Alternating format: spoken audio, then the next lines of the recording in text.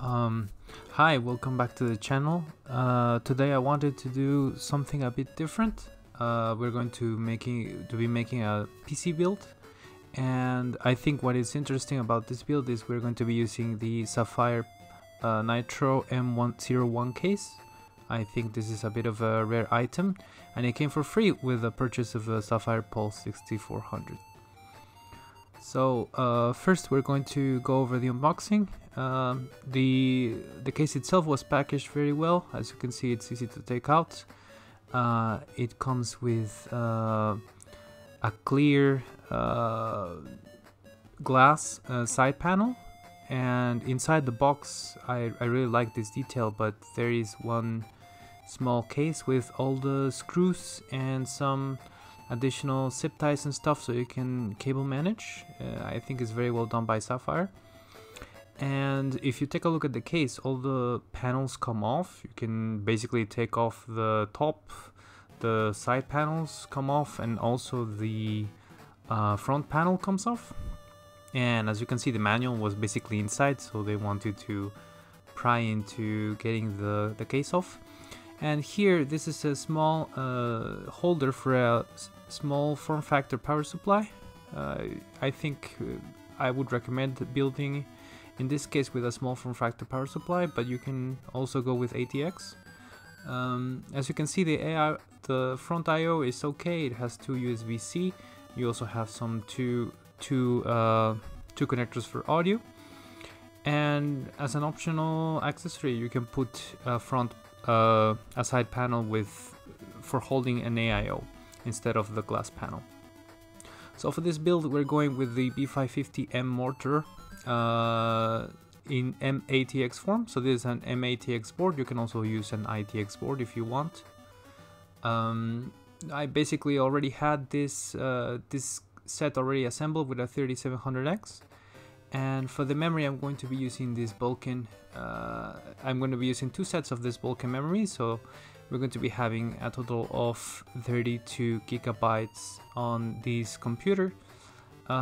This computer is mainly going to be used for CPU work with MATLAB, and we're going to be using for the SSDs one main M2 SSD from Intel as the system, and 1 terabyte SSD from WD for data. So since I already put together the CPU, the rest of the build is going to be fairly simple. So I will install first the M2 SSD. I'm going to be using the second slot of the motherboard because the SSD we're using is PCI Express 3.0, and I want to save the main slot for a 4.0 SSD, which we will be adding later down the line. So all I'm doing here is installing the main system SSD. So as you can see, I mean, there's barely anything to do. We just put the SSD and we're going to put together the RAM. So the system itself, I assembled it using the Scythe Fuma 2. So that is a very nice cooler. It comes from a Japanese company. Here in China, you can get it under the name of ProArtis B5S. So after putting together the memory and the main system SSD, we just put the motherboard inside the case, and we just make sure to tie it down on all four corners.